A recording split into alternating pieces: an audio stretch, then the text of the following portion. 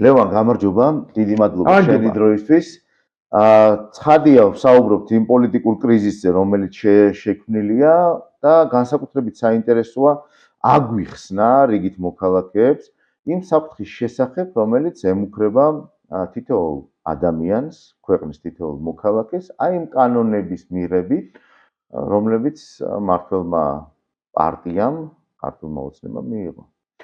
იცი, მხოლოდ ეს კანონები რო იყოს პრობლემა, კიდე იმედიანად ვიქნებოდი, რომ დაუშვათ ლობირებით, ადვოკატირებით თუ რაღაცა გასაჩივრებით შეიძლება რაღაც შეიცვალოს, მაგრამ სამწუხაროდ დემოკრატიის პროცესი იშლება ჩვენ თვალწინ და ეს კანონები ერთ-ერთი შემადგენელი ნაწილია იმ თვალსაზრისით, რომ სავარაუდოდ ეს მოაზრებული არის ინსტრუმენტად არა დემოკრატიული გადაწყვეტილებებისთვის, ვის წინააღმდეგ? მოქალაქეების წინააღმდეგ. მიხვდით? და საბოლოო ჯამში ქართული დემოკრატიის და სახელმწიფოს წინააღმდეგ. გაუგებრად რომ არ დარჩეს ჩემი ნასაუბრები, ავხსნი, ნახე, დემოკრატიის ხიბლი რაში მდგომარეობს, რომ დემოკრატია არხსად არ ომობს. იგი არ ისვრის, არ ძალადობს. პირიქით, თუ კი პრობლემები არის და რა თქმა უნდა დემოკრატიაშიც პრობლემები არის. დიალოგით, კონსენსუსით და შესაბამისად აქედან გამომდინარე, რა თქმა უნდა, უმრავლესობის გადაწყვეტილებით, ოღონდ პროცესიც დემოკრატიული უნდა იყოს, აი ესე წყვეტს ამ პრობლემებს, ხო სწორია? განსხვავებით ავტორიტარული რეჟიმებისგან, რომლებიც პრობლემებს ასუფთავებენ უბრალოდ, რა ვიცი, ზოგი ხიშტით, ზოგი თოფით და ასე შემდეგ, ციხეში ჩაყრით და ასე შემდეგ და ასე შემდეგ. არ არის ადამიანი, არ არის პრობლემა. ხო. დემოს კლავენ, ხო იქ? არა, ჩვენ დემოსი უნდა შევინარჩუნოთ. რას უყურებთ ახლა? დემოკრატიაზე, როდესაც საუბრობთ, მთავარი იარაღი, აი ამ დაგვარი დიალოგისა, პრობლემებისა, ხო? არჩევნებია ერთადერთი იარაღი, ძლავრი იარაღი არის არჩევნები. რატო? ნახეთ, დემოკრატია ხო ხალხის მმართველობას ნიშნავს. ძალაუფლების წყარო ხალხია. თუ კი რაიმე პრობლემა იქმნება მმართველობაში და ვერ წყდება და ეს პრობლემა მისი მასშტაბი დიდდება და დიდდება. მაგ შემთხვევაში ყველა დემოკრატიულ საზოგადოებაში დემოსი მოქალაქეები იბრუნებენ თავიანთ ძალაუფლებას და განახლება ხდება პროცესის. როგორ? არჩევნებით ან უშუალო დემოკრატიის სხვა ფორმებით. როგორ? პლებისციტი, რეფერენდუმი, სხვადასხვა რამ შეიძლება იყოს, მაგრამ თავარი არის რა, რომ გადაწყვეტილების მიმღები ისევ ხალხი ხდება, ისევ მოქალაქეები ხდებიან. სულ რომ თავი დავანებოთ, როგორ ჩატარდა არჩევნები, იყო თუ არა კონსტიტუციური, არის თუ არა ლეგიტიმური, ხო? იმის შემდგომ განვითარებული მოვლენები, რამაც შოა ეს კრიზისი, სწორედაც რომ უნდა გადაწყდეს ისევ აი ამ დემოკრატიული გზით, ანუ არჩევნებით. ხდებით, სიცხადისთვის რო ვთქვა. თუნდაც ჩაითვალოს, თუნდაც, ოღონდ მე ამას არ ვიზიარებ, ხო? თუნდაც ჩაითვალოს, რომ არჩევნებთან არანაირი, ასე ვთქვათ, კითხვის ნიშანი არ არის, შემდგომი პროცესები უკვე კრიზისია და აი ამ კრიზისის განსამუხტავად, არა ვინმემ გაიმარჯვა, არ გაიმარჯვა, არამედ აი ამ კრიზისის განსამუხტავად ერთადერთი საშუალება დემოკრატიული, მხოლოდ და მხოლოდ არჩევნებია. ჩვენ რასაც უყურებთ ახლა, პოლიტიკოსები ცდილობენ ერთმანეთს ეკიშპონ სწორედ იმ გასული არჩევნების, მხოლოდ არჩევნების კონტექსტში. თუმცა საზოგადოება სხვა რამეზე წუხს და კრიზისი ამან შექმნა. შეგახსენებთ, რომ არჩევნების შემდგომ პოლიტიკური აქტიობა, ფართო აქტიობა საზოგადოების მხრიდან არ ყოფილა, მაგრამ ტრიგერი რა გახდა ამ ყველაფრისა? განცხადება, რომ ევროპულ, ასე ვთქვათ, არჩევანს ვაჩერებთ თუ წყვეტთ, რა მნიშვნელობა აქვს თავის მართლებაა, ეხლა ფუთავენ რაღაცებს. და იქ უკვე ქართველი ამომრჩეველი გამოვიდა. იმიტომ რომ დაინახა, რომ ხელისუფლება პლებისციტზე გამოთქმულ ევროატლანტიკურ არჩევანს 2008-ში რო თქვა ქართველმა ამომრჩეველმა, ქართველმა დემოსმა, აი იმას უსმევს ხას. ანუ მის წინააღმდეგ მიდის, ხო? და შესაბამისად გამოვიდა და თქვა, არა, მე მოქალაქეს ამ ქვეყნის ცენტრს პასუხისმგებლიან მოქალაქეს განსაკუთრებით ახალთაობას მე ის პოლიტიკა მინდა რომელიც იქ შემიყვანს დემოკრატიულ ოჯახში შემიყვანს შენ თუ ამას არ აკეთებ მაშინ დამიბრუნე ჩემი ძალაუფლება ოღონდ კი არ შევინარჩუნებ მე გავაკეთებ არჩევანს თქვენ შორის პოლიტიკოსებს შორის ვინც აი ამ გზაზე იტყვის რომ ვაგრძელებ აი ეს პროცესი მიდის ახლა თუმცა მართველი პოლიტიკური ძალა აი ამ საზოგადოებრივ პოზიციას უპირისპირებს მის ვიწრო პარტიულს რომ შეინარჩუნოს ძალაუფლება კი არ განაახლოს არჩევნების გზით პოლიტიკა არა შეინარჩუნოს ძალაუფლება და სხვადასხვა ინსტრუმენტებს იგონებს ხო იგივე საჯარო ის რა ქვია შეკრებების დროს რაღაც ის რა ქვია თურმე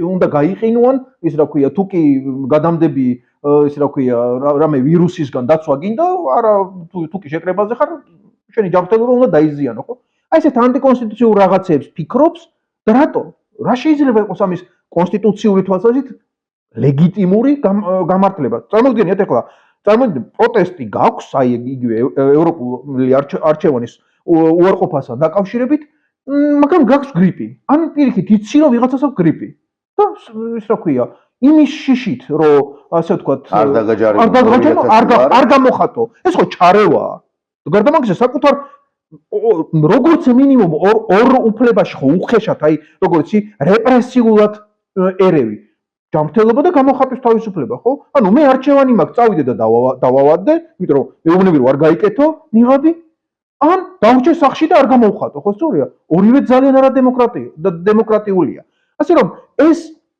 ადმინისტრაციულ სამართალდარღვევათა კოდექსში შეტანილი ცვლილებები გაზრდილი ჯარიმები ეს ხო ყველაფერი რეპრესიულია ანუ რატო ზრდი ჯარიმას ანუ ვიღაცა უნდა დააშინო ხო სწორია ვინ უნდა დააშინო მოქალაქე რომელმაც დროებით მოგცა თავისი ძალაუფლება ის ძალაუფლება სამწუხაროდ დღევანდელსაც და წინებსაც იმედია სამომავლოდ ესე არ იქნება მაგრამ მართლა გონიათ რომ თავისია ის ძალაუფლება თუ ის რაღაც პრივილეგიები სხვა თუ სხვა იმაზე არ ფიქრობენ საერთოდ რომ ის ჩვენ მივეცით დროებით ავირჩიეთ დავიქირავეთ და ფული რო უდევთ ჯიბეში ისიც ჩვენი ფულია ამაზე არ ფიქრობენ და შესაბამისად ვიღებთ მოცემულობას ერთ მხარეს არის დემოსი საზოგადოება რომელსაც სურს და არის ერთგული და იბრძვის დემოკრატიისთვის მეორე მხარეს არის პოლიტიკური ძალა რომელიც ცდილობს არა უპასუხოს აი ამ წუხილებს ხას უსვამს რომელიც არჩევნებთან არ არის დაკავშირებული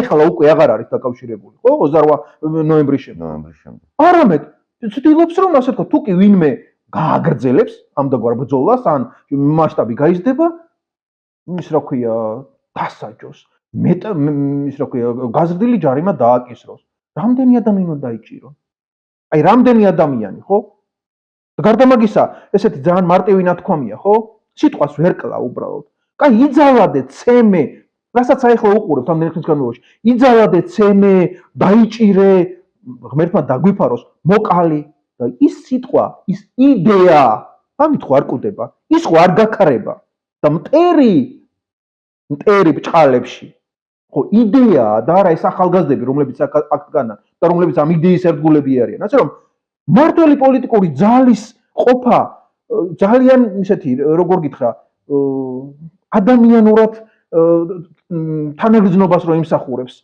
აი იმ დაგვარია ვერ გაურკვევია რატო იცით ვერ გაურკვევია აქ ეს ადამიანთა ერთობა რაღაც ახირების გამო კი არა იდეის გამო არიან და იდეას უპირისპირდებიან და იდეასთან გამარჯვებული უბრალოდ არ არსებობს ვერ გაიმარჯვებ უბრალოდ მით უმეტეს როდესაც დემოკრატიაზეა საუბარი ხო თუმცა აქვე ძალიან ისეთი ჩემთვის რომლითაც სახელმწიფო ინსტიტუტები დემოკრატიული ინსტიტუტები ძალიან მნიშვნელოვანია ამდაგვარი რაღაცების გაპარების მცდელობა სახიფათო მცდელობა უსაფრთხოების თვალსაზრისით დავინახე განსაკუთრებით საჯარო სამსახურის კანონთან დაკავშირებით გარდა იმისა რომ რეპრესიულია საჯარო სამსახურის კანონში შეტანილი ცვლილებები, იგივე გათავისუფლება ყოველგვარი ასე ვთქვათ პროცედურების, მანამდე რაც იყო ამ ყველაფრის გარეშე, ხო?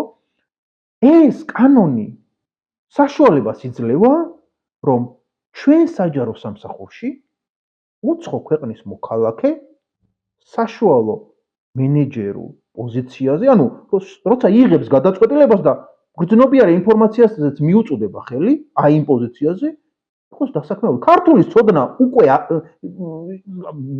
ვერც კი ვიტყვი რამდენად მნიშვნელოვანია. რატო ნახეთ მაგალითებზე აუხსნათ. ხო, რა ფენომენია ეს? აი წარმოიდგინეთ რა საფრთხე შეიძლება გაჩნდეს ეს კანონი თუ ამოქმედდა. რომელიც შეიძლება რეალურიც იყოს. რატო ვარ თამამი, რომ შეიძლება ეს რეალურიც იყოს. რატო და იმიტომ სულ ახლახანს მედიით გავრცელდა ინფორმაცია და მე თავდაცვის სამინისტრომაც დაადასტურა, რომ თურმე დავით ხიდაშელი, რომელიც რუსეთის სპეცსამსახურებთან დაკავშირებული თუ რა ვიცით, ეგ თანამშრომელია, თავდაცვის სამინისტროში იყო მრჩეველი. მინისტრის მრჩეველი. კი ბატონო. აი, ეს ფაქტად ავიღოთ, ანუ თუ კი ეს იყო, მაგ შემთხვევაში რა რჩება შემაკავებელი, რომ ის იგივე დავით ხიდაშელი, ან სხვა რუსეთის თავდაცვის სამინისტროს თუ FSB-ს რომელიღაცა ინსტრუქტორი, ხვალ თავდაცვის სამინისტროს ევროატლანტიკური ასოცირების თუ რაღაცა თანამშრომლობის დეპარტამენტის უფროსი არ გახდება. აქ საქართველოს თავდაცვის სამინისტროს ევროატლანტიკური თანამშრომლობის დეპარტამენტის უფროსი ან მოადგილე. რა არის შემაკავებელი? ის ხიდაშელი და ეს ხიდაშელი სხვადასხვა იქნებიან. უბრალოდ იმ დროს როცა ხიდაშელი მუშაობდა, ხო? ის რა ქვია, თავდაცვის მინისტრის მრჩევლად. მაშინ უბრალოდ ეს კანონი არ იყო და დეპარტამენტის უფროსად ვერ დაინიშნებოდა. ეხლა ესეც იშლება. უფრო უარეს გეტყვით. მართველი პოლიტიკური ძალა ხო ამბობს, რომ ერთგული ვართ რუსეთი ოკუპანტია, ესე ვთქვათ, პოლიტიკური რიტორიკის დონეზე. ძალიან ერიდება, მაგრამ ნუ ხო, ხდება. კი ბატონო, დებატებში თუ უწევს, მაშინ ამბობს ხოლმე. ეხლა უყურეთ. ის რა ქვია, თავდაცვის სამინისტროს მოუწყდეთ. ავიღოთ უწყინარი უწყება. ის რა ქვია, საქართველოს იუსტიციის სამინისტრო, რომელმაც რუსეთის წინააღმდეგ რამდენიმე მნიშვნელოვანი სასამართლო დავა მოიგო კიდეც, ხო სწორია? ოკუპანტის წინააღმდეგ, ეს მნიშვნელოვანია. ეხლა უყურეთ. იუსტიციის სამინისტროს ესეთი დეპარტამენტი არის საერთაშორისო სასამართლოებთან ურთიერთობების დეპარტამენტი, რომლებიც აი ამ სტრატეგიას როგორ იყოს რუსეთის წინააღმდეგი და ასე შემდეგ, აი ამას წარმართავს, ანუ გადაწყვეტილებებსაც იღებს. აი ამ დეპარტამენტის უფროსად რუსეთის მოქალაქე რო იყოს დანიშნული და რუსეთის იუსტიციის სამინისტროსთან მოწინააღმდეგე სახელმწიფოს წარმომადგენელი აი ამ დეპარტამენტში ხელმძღვანელ თანამდებობაზე იყოს. საქართველოს პერსპექტივა ოკუპაციასთან დაკავშირებით როგორი იქნება? ხუთრელი წარმოსადგენი არ არის. ნახეთ სახელმწიფო როგორც უსაფრთხოების უზრუნველყოფის ინსტიტუტი რო წარმოვიდგინოთ ახლა, ამასაც დაგანახეთ რა მასშტაბის საფრთხე შეიძლება იყოს. ლეგალურად გაფორმებული. ვიცით ხო რომ ასე ვთქვათ, დიდი ნაწილი სახელმწიფოს ეროვნული უსაფრთხოების პოლიტიკის და აი ამ დაგვარი სტრატეგიების და დოკუმენტების საფუძველზე უნდა იქმნებოდეს და ხორციელდებოდეს, ხო? და ამისთვის არსებობდა და ეხლაც არსებობს შესაბამისი ორგანოები, უშიშროების საბჭო ერქვა, უსაფრთხოების საბჭო, ეხლა უსაფრთხოების კრიზისების რაღაც საბჭო. აი ანუ სტრატეგიული ხასიათის დოკუმენტები, მერე მათი შესრულება, აი ამებს იმას უზრუნველყოფს. ეხლა წარმოიდგინეთ, აი ამ უსაფრთხოების საბჭოში დეპარტამენტის უფროსად რუსეთის, ბელორუსის სხვა არა მეგობარი ქვეყნის ჩინოვნიკი. არა უბრალოდ მოქალაქე, არამედ იმ ქვეყნის მოქალაქე და იმ ქვეყნის საჯარო მოხელე. აქ დანიშნული. შესაძლებელია? წარმოიდგინო პასუხისმგებელიანმა პოლიტიკოსმა? ამის შესაძლებლობას იძლევა ეს კანონი. და შესაბამისად ახლა იმის გამართლება რო იცი რა, ის რა ქვია, სახელმწიფო ენა ხო ქართული რჩება მაინც, საქმის წარმოების ენა საჯარო სამსახურში. რა ენა, რა შუაშია ენა, აღარ შუაშია ენა, როდესაც ასე ვთქვათ, ამ მასშტაბის საფრთხე გვაქვს. ასე რომ კი ესეთი ინსტრუმენტები არის, არ გამოგვიცხო რომ კიდე იყოს, მით უმეტეს ძალიან დაჩქარებული წესით იღებენ ამ დაგვარ გადაწყვეტილებებს, რა ვიცი, ეს მხოლოდ ასე ვთქვათ, სამართლებრივი და უსაფრთხოების საკითხები რო არ იყოს და სხვაც გავიხსენოთ, კარგი იქნება, ისე დაჩქარებული წესით რო იღებენ, ხო? ამ პოლიტიკური კრიზისის ფონზე ბუნებრივია საჯარო ფინანსებში შევსების თვალსაზრისით კრიზისია ბიუჯეტში, ხო სწორია? და რას აკეთებს ახლა ის რა ქვია მართველი პოლიტიკური ძალა. ისიც დაჩქარებული წესით მიიღეს კანონი. სამშენებლო თუ თამბაქოს თუ სხვადასხვა ინდუსტრიებს უზრდის გადასახადებს. რატო უსდის? აი მარტივად უნდა ვთქვათ, ხო, რატო უსდის? თან ესე ჩქარა რომ გინდა თუ არა ეხლა ის რა ქვია, ახალი წლიდან უნდა ამოქმედეს. სხვადასხვა კურიოზიც მოხდა ერთ-ერთი განხილვის დროს პარლამენტში მარტო არის მართველი პოლიტიკური ძალა დარჩენილი და საფინანსო საბიუჯეტო კომიტეტზე ერთ-ერთი ასე ვთქვათ გადასახადის გაზრდისთვის საკომიტეტო სხდომა მიმდინარეობდა და აქეთა მხარეს და ერთ-ერთი დეპუტატი წაქაძე. და იმან სავსებით ლოგიკურად თქვა რომ კი მაგრამ ესე ჩქარა რო როზდით ამ გადასახადსო ის ბიზნესი ხო ცოდვაო როგორ უნდა გადაეწყოსო ერთი თვეც არაა დარჩენილი და როგორ უნდა გადაეწყოსო იქვე შიგნით თქვა ასე ვთქვათ ერთმა იმ დეპუტატმა არ ვიცი ასე ვთქვათ რამდენადაც სიღრმისეულია მათი ეკონომიკური ცოდნა მაგრამ სწორი რამ თქვა ხო დაინახა რომ კარგ რაღაცას არ აკეთებს და ეს კარგი რაღაცის საჭიროება ბჭყალებში ცუდი რაღაცის საჭიროება რამ გამოიწვია იმ კრიზისმა რაც საზოგადოებაშია უზარმან ნოემბრის მერე და რომელმაც მასშტაბები უკვე არ ვიცი უბრალოდ საზღვრებს გაცდა ეს ყველაფერი ხო რეალურად მოკავშირე თუ გულშემატკივარი არც ქვეყნის შიგნით და არც ქვეყნის გარეთ აღარ ყავს ამ იდეას თუ გულს თუ რაც გნებავთ ის დავარქოთ ხო არ ყავს და შესაბამისად აქედან გამომდინარე ახლა გრანტები ის რა ქვია უცხოური ის რა ქვია დაფინანსებით არსებობენ თუ რაღაცა იმაზე მეტი სახელმწიფოს ქონდა ეს უნდა გაეთვალისწინებინა აი იმ გრანტებზე დარტყმამ მიიღო გამოიწვია ის შედეგი რომელიც ახლა საბიუჯეტო დანაკლისში არის გადათარგმნილი როდესაც მსხვილ ინფრასტრუქტურულ პროექტებში სახელმწიფოსთვის შესრულებული სამუშაოები რაც არის უკვე შემოდგომიდან სახელმწიფო ფულს არ გასცემს რაც შესრულებულია და ჩაბარებული კი არ გასცემს აბა მოხსნათ ეხლა რატო ისევ ფაქტები მიყვარს ხოლმე და მოდი მოვიხმოთ ერთ ფაქტს მოვიხმობ რომ საჯაროდაცაა და ეროვნულმა ბანკმა დაადასტურა კიდეც ერთ თვეში შემოდგომის ერთ თვეში 700 მილიონი დოლარია დახარჯული რეზერვებიდან 700 მილიონი არის დახარჯული რეზერვებიდან ეს ვიკმაროთ კარგი აი ამ 700 მილიონს აი ეს გასაცემი თანხა რომელზეც მე ვთქვი ინფრასტრუქტურულ პროექტებიდან ის რო დაემატება წარმოგიდგენთ ეროვნული ვალუტის კურსი სად იქნება დღევანდელს რამდენჯერ იქნება გადაცილებული ესეთი მართვა ეგრეთ წოდებული დროებითი გადავაგოროთ სახელმწიფოში არ ამართლებს მით უმეტეს ჩვენაირ სახელმწიფოში რომელსაც რესურსი არ აქვს სავალუტო ფონდთან ურთიერთობა გაფუჭებულია პირდაპირ უცხოური ინვესტიციები შემცირებულია და მიდის ასე ვთქვათ აქედან კაპიტალის გატანაზე უკვე სერიოზული ასე ვთქვათ არა მხოლოდ მუშაობა უკვე გადაწყვეტილებებიცაა მიღებული ეროვნული ბანკი რაღაცეებით და საბანკო სისტემა რაღაცეებით ცდილობენ რომ შეაფერხონ ეს რომ უცბად არ გავიდეს ეს ფული ეს ესია შესაბამისად საიდან ანუ ბიზნესი რომელიც გენერატორი უნდა იყოს საჯარო ფინანსებში ანუ ბიუჯეტში გადასახადებისა იმას წნეხს უზრდიან საიდან უნდა ყოველდღიურად იზრდება მათი რაოდენობა ვინც ამ წინააღმდეგ გამოდის არა იცით კი სხვადასხვა სექტორი აი ტურიზმის სექტორი ხო რა ვიცი ესეც მოსაზრება არ არის მარტო ჩემი უკვე თვითონ ამ ბიზნესში ვინც არიან დასაქმებულები საჯაროდ საუბრობენ რომ სატვირთო გვაქვს ნული სასტუმროებსო ხო ანუ რაც ეიმედებოდათ იქიდანაც უკვე საფრთხეა რომ არ ექნებათ შემოსავალი საიდან უნდა ამოიღონ ეს ფული ეროვნულმა ბანკმა კაი რამდენი უნდა გაყიდოს ამოწურვადია ბევრი იმასკნა რა ქვია გაყიდა ისედაც საიდან და გაზაფხული რო გვაქვს წინ ყველაზე რთული პერიოდი საბიუჯეტო თვალსაზრისით იმას რას უშვებით იცით ცუდი ამ ყველაფერში რა არის ისევ ვიცი რომ პარტიული თუ სუბიექტური ასე ვთქვათ პრიზმიდან იყურებიან მართველი პოლიტიკური ძალის წარმომადგენლები რუსეთიდან ელოდებიან რაღაცა თანხას ვინ შეძლოთ ამაზეც მაგრამ მანამდე ნახეთ ფიქრობენ ესე გადასახადებს რომ უზრდიან ახლა ბიზნესს ხო სამშენებლო სექტორში თუ იყო ასე თქვა დასაქმებული ფიზიკური პირი მეწარმე ნუ ახლა ეზრდებათ გადასახადი საგადასახადო ტვირთი სამშენებლო კომპანიებს გაიზრდებათ უძრავი ქონება გაიზრდება და ასე შემდეგ მიდგომა არის ძალიან მარტივი სხვა რომელიც აქაი გამოკრთეს ხოლმე საჯაროდაც მართველი პოლიტიკური ძალისგან ო ბიზნესი აიტანს ოღონდ ეს ფუნდამენტშივე, არა თუ არა დემოკრატიული.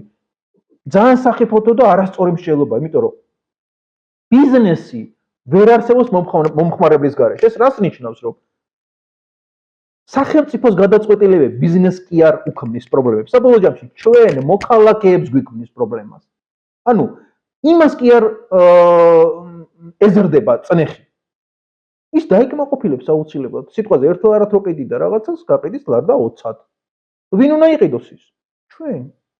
ანუ მართველი პოლიტიკური ძალა ჩვენ ხარჯზე დემოსის, აი იმ ხალხის ხარჯზე, რომელიც გარეთ დგას და რომელიც სხვათა შორის განსხვავებით სხვა კატეგორიის მოქალაქეებისა სიკეთის შემქმნელია.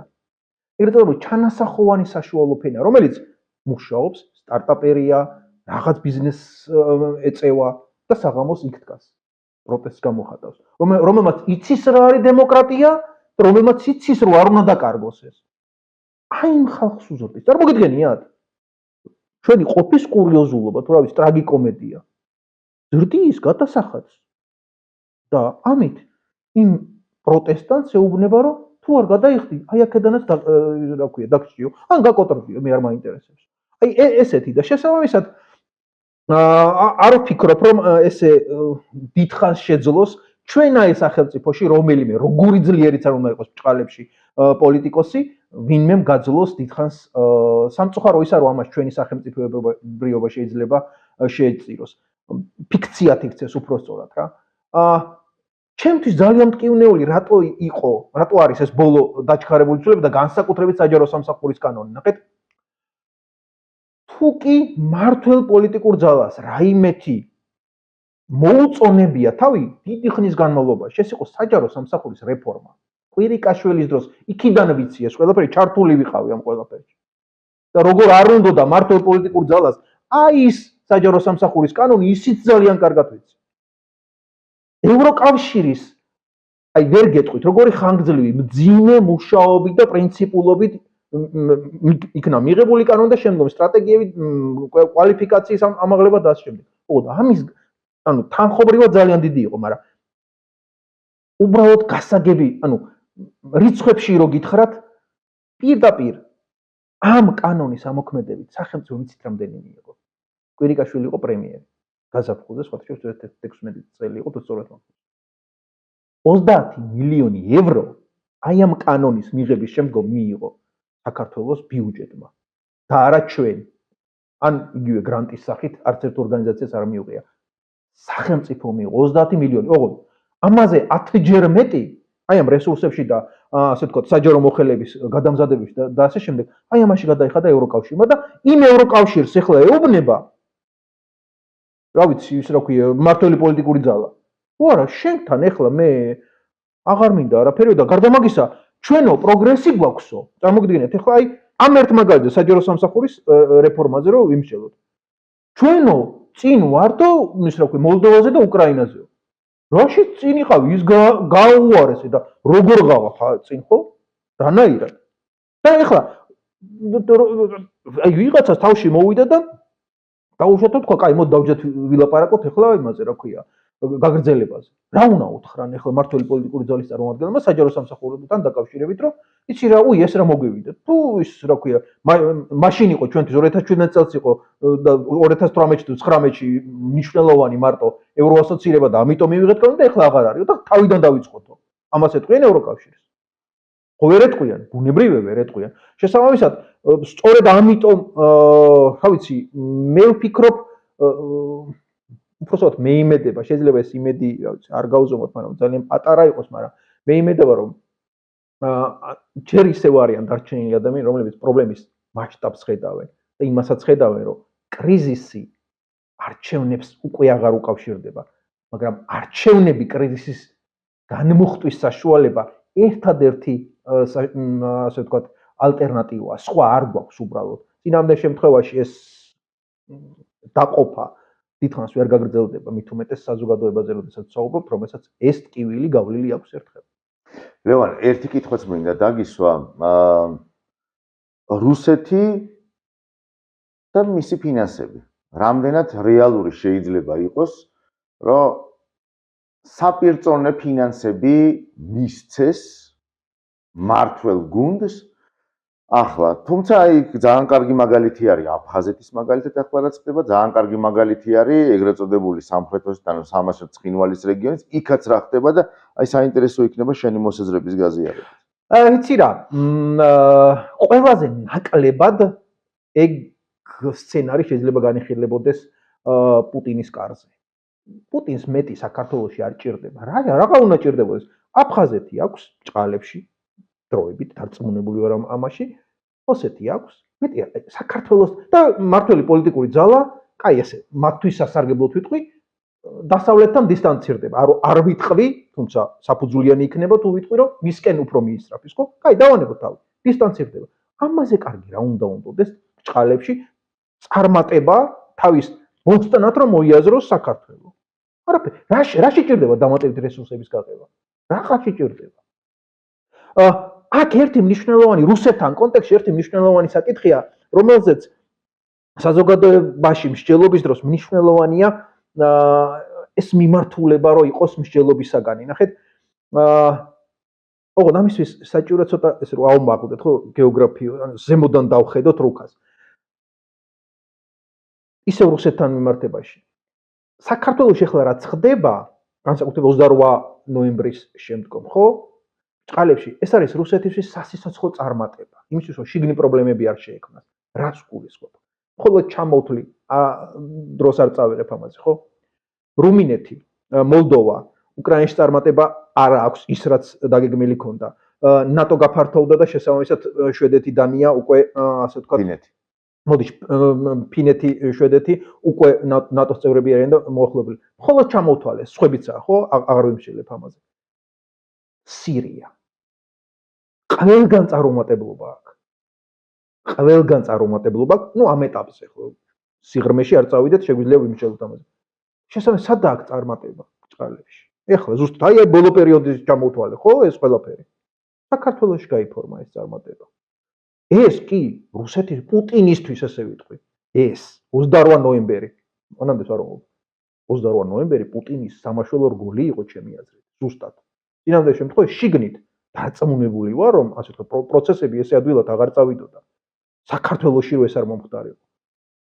შესაბამისად ახლა რა ქვია, ყველაფერს თავის სახელი დეკლარირებულად იტყვი რომ ასე ვთქვათ, პუტინს უჭერ მხარსო თუ საქმით აღმოჩნდები მისი მოკავშირე, მოქალაქისთვის ან სახელმწიფოს რა მნიშვნელობა აქვს? ხო? ესა სხვანაირად ვერ ავხსნით, ვერანაირად ვერ ავხსნით. კაი, კიდევ მე არჩევნების შემდგომი პერიოდი კი იყო. რაღაცა უკვე ვეღარ იყო აქტიობა ისეთი რაღაც, სხვადასხვა ინტერპრეტაციები შეიძლება იყოს, მაგრამ აი 28 ოქტომბერს, ნოემბერს ესეთი საჯარო გზავნილი რომელ ლოგიკაში ჭდება? პოლიტიკურ ლოგიკაზე ვსაუბრობ. საჭდება, რა საჭირო იყო, ხო? ანუ ვინ ისარგებლა ესეთი ცნობილი ისა, ხო? განცხადების ვისი სასარგებლო შედეგი დადგა? ვინ ისარგებლა ამით? მართლა პოლიტიკურ ძალამ ვერ ისარგებლა, ფაქტია, ხო? საქართველოს მოსახლეობა მათ შორის მათმა მხარდამჭერებმა ვერ ისარგებლა. ქვეყნის შიგნით ვერავინ ვერ ისარგებლა. ქვეყნის გარეთ, რა ვიცი, დემოკრატიულ სამყაროდ დღემდე მოსწონს, ხო? ქართულ ხალხს უჭერთ მხარს. ვინ ისარგებლა? პუტინმა, ხო? ხო, ესაა. და შესაბამისად ახლა ის რა ქვია, შეფუთვის მცდელობები და რაღაცები ხო ძალიან გულუბრყვილობად გამოიყენება. სხვათა შორის იცით, ამ 28 ნოემბრის განცხადებასთან დაკავშირებით გულწრფელად გითხრათ, ძალიან ვუთანაგრძნე მართველი პოლიტიკური ძალის მხარდამჭერებსაც.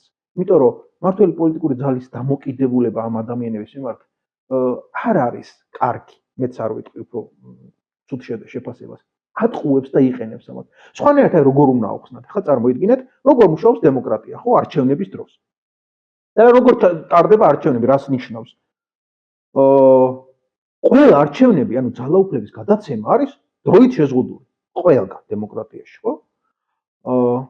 საქართველოში საპარლამენტო მმართველობაზე გადასვლის შემდგომ ეს არის 4 წელი, ხო სწორია? 4 წელია. ეხლა არის 2024 წელი. აი რო გამოდიხარ და შენ ამორჩეველს ეუბნები. იმ ამორჩეველს, რომელსაც 4 წლით მოგცა მანდატი. 2030-ში მეო ირაკლი კობახიძე ვარ თუ ვიღაცა, რა მნიშვნელობა აქვს? დღეს ვინც ასე ვთქვათ, მიიღო ის მხარდაჭერა, რომელიც რეალობისგან შეიძლება განსხვავებული იყოს, ხო? 2030-იო მის გავაკეთებ განაცხადსო.